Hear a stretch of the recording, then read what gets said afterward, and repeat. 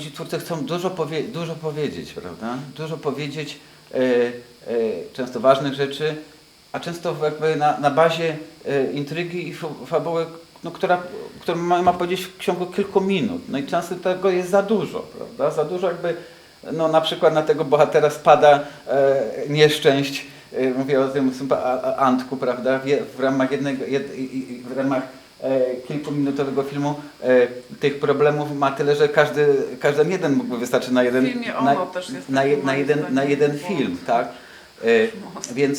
Więc tutaj pewnie no czasem jakieś, i przy okazji też jakieś tam mankamenty, czy tam jakieś mielizny scenariusza, gdzie przy jakiejś dużej inscenizacji no można przymknąć oko, no wszystko po prostu, wszystkie ewentualne jakby braki wynikające z możliwości, no widać w fabule, prawda? I stąd jest pewien taki mój dystans i jakby zawsze taka rada, żeby się kolega młodszy zastanowił, czy się na to porwać, czy nie. Ale młodzi są, że tak powiem, niepokorni i nie słuchają. No i bardzo dobrze, bo inaczej by no było no wiadomo, nie byłoby tych filmów, a oni by nie robili tego, co chcą robić. No i to są jakby te, no przynajmniej jedne z tych, mówiąc poważnie, blasków takiego robienia filmów zupełnie niezależnie, że nikt ci nie będzie grzebał, chociaż czasem by mógł w scenariuszu, nikt nie będzie mówił, o czym masz robić. Robią po prostu tak, jak mi się wydaje, przynajmniej może niekoniecznie do końca tak, jakby chcieli, ale to, co robią, a to, co chcą. No i to zawsze mam do tego jakby duży szacunek i respekt jakby. No bo kolega też ma na swoim koncie taki, nie tylko fabuły, ale zrobił też i reportaż, dokument taki, który ja też miałem przyjemność oglądać. I właśnie to koleżanka właśnie tutaj jakby wyprzedzając, że często radzę, żeby z jednej strony zastanowić się nad produkcją przy okazji fabuły, ewentualnie spróbować ominąć te mielizny. No pytanie, nie każdy scenariusz się do tego nadaje, taki scenariusz jak na czatach jak najbardziej, czy to jest w sieci, prawda? Szczerze mówiąc, tutaj była krótsza, znaczy taki, ja znam jakby półgodzinną wersję tego filmu, może nie tego filmu, ale to inny film, ale no jakby na bazie materiału, który jest pełniejszy i szczerze mówiąc bardziej lubię ten pierwszy, który dawniej widziałem, a który również ma pewne swoje jakby oczywiście i braki i mielizny, ale jakby no rzeczywiście te problemy, które tam są poruszone w tym filmie, takie dosyć prawdziwe bym powiedział. I oczywiście jest tam więcej postaci się dzieje, jakby ta historia tej pary bohaterów jest jakby w szerszym kontekście opowiedziana.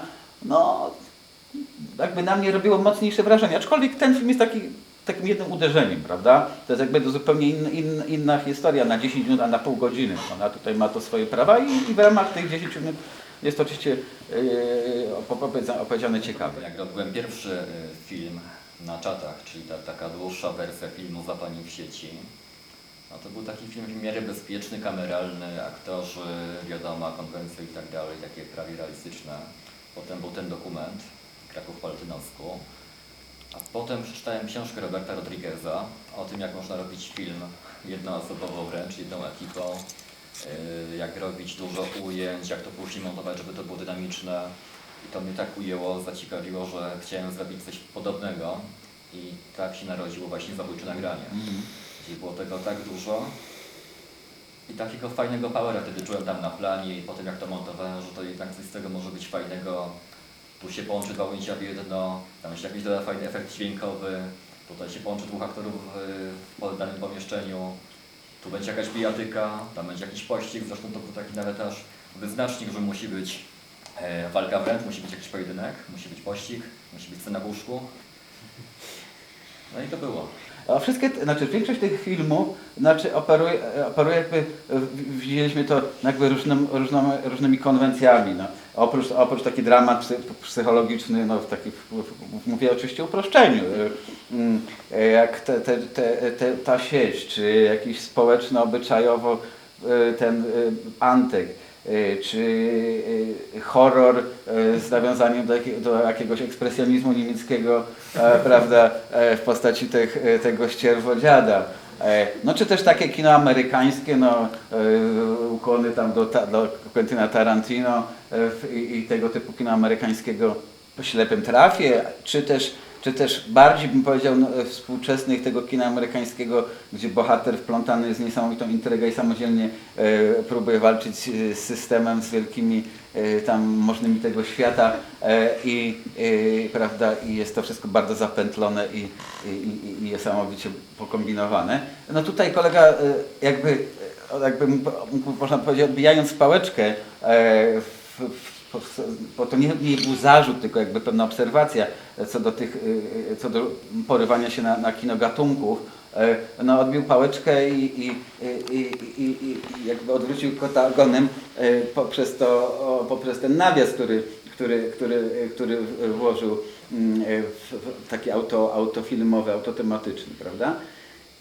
Więc tutaj jest ta jakby różnorodność gatunków i tematów wiadomo.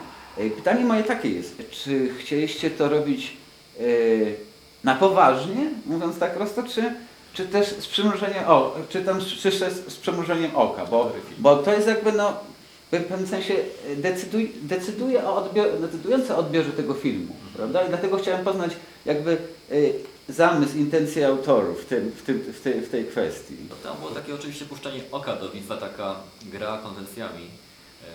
Czy to kina amerykańskiego, czy to trochę Hitchcockiem zagranie, czy tak jak Pan powiedział Tarantinem.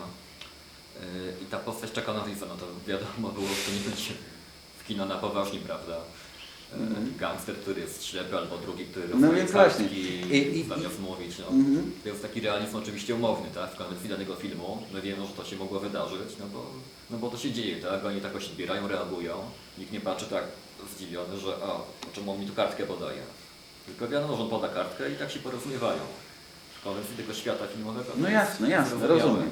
Natomiast widz tutaj było dużo śmiechów, czyli rozumiem, że publiczność odebrała to, że to jest też takie Bo ja może mówię, jestem takim starym zgredem jestem, ale trochę jestem taki seriozny i może dlatego chciałem się jakby upewnić tutaj, czy jak to żeście koledzy nad tym... No, w przypadku zabójczego nagrania tam nawet były takie dialogi też autoparodystyczne. Czy to jak chłopak oglądał te gazety z dziewczynami, czy te ich dialogi, czy te ich zachowania na początku tam Fellini i tak dalej. No to było wszystko jakby też tak zamierzone w tym. I teraz jeszcze jedno mam w zasadzie pytanie, bo no, to my wiemy dobrze, że jakie tam męka na planie i problemy i tak dalej, to nas to interesuje, my to wiemy, natomiast widza, to specjalnie nie obchodzi. Widz ogląda film i chce wiedzieć, albo mu się podoba, albo nie. Ale ja lubię te męki. No i to właśnie do tego właśnie, no to już w zasadzie odpowiedział kolega na to pytanie, które miałem. Chodziło mi o to, czy jakby mając świadomość tego, że no nie jesteście w stanie, prawda, zrobić no sceny tak, jakbyście ją zrobili. Nigdy tak nie ma, że jest odpowiednia kwota budżetu, idealny aktor. I praktycznie w drugim naszym filmie aktor, który miał grać jakąś tam rolę główną czy drugoplanową, na dzień przed nagle rezygnuje z roli, bo albo miał wypadek, albo jakieś ma inne ważne zdjęcie, albo gdzieś wyjechał i trzeba nagle kogoś innego szukać i dokooptować. I bywało tak, jak w wypadku zabójczego nagrania, że nagle trzeba grafik pod niego kompletnie zmienić. Rano się dowiaduje, że aktora nie ma, a po południu mamy już zdjęcia początek. I nie ma aktora. No i to jest właśnie to takie wyzwanie kreatywności, jak tutaj porobić to, żeby było dobrze, żeby jednak trwało kupy. No i ja to naprawdę widzę, w tym sensie, że normalny widz, który przyzwyczajony jest do filmów robionych za pieniądze, to dla niego pewne rzeczy są oczywiste. Natomiast ja tutaj widzę, że ile trzeba było poświęcić naprawdę inwencji, pomyślunku i namawiań różnych ludzi pewnie, żeby jedną scenę jakąś gdzieś zrobić. No. Tak, pewnie. No ale skoro te przeciwności niestety nie zrażają kolegów, no to tylko trzeba trzymać za was kciuki i czekać na następne rzeczy, tak? Ja w takim razie podziękuję koledze. Dziękuję.